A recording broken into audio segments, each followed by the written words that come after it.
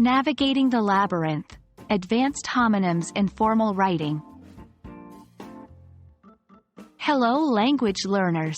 Today we're going to delve into the intriguing world of English language, focusing on an aspect that often gives even advanced learners a bit of a challenge: less common homonyms. Our focus will be those we encounter in formal writing. By the end of this video, you'll be more confident in distinguishing and using these tricky words. Let's dive right in. Firstly, let's refresh our memory. Homonyms are words that sound the same and may or may not have the same spelling, but have different meanings. For example, bark could mean the sound a dog makes, or the outer layer of a tree. In formal writing, knowing your homonyms is key to delivering clear, precise, and correct messages. Now let's look at some less common homonyms that you might come across in formal writing. 1. Complement and compliment.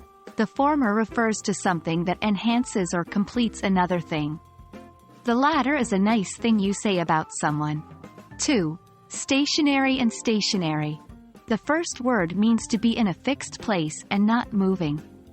The latter refers to writing materials like pens and paper. 3. Principal and principal. The first one can be a person who has controlling authority or is in a leading position, like a school principal, or it can mean main or major. The latter refers to a basic truth, law, or assumption. Understanding these words is one thing. Using them correctly is another. So let's see these words in action. 1. The vivid blue of her eyes was the perfect complement to her dark hair. 2. After receiving a flattering compliment on his presentation, John felt more confident. 3.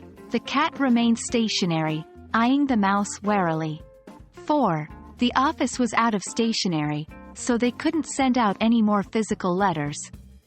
5. The principal reason for their success was their innovative approach. 6. It's against my principles to accept a job that doesn't align with my personal values. There you have it. This has been an exciting exploration of less common homonyms in formal writing. Remember, the key to mastering these is consistent practice and application in your writing. Your vocabulary is a powerful tool in communication, so keep sharpening it. We hope this video has been enlightening, and until next time, happy learning.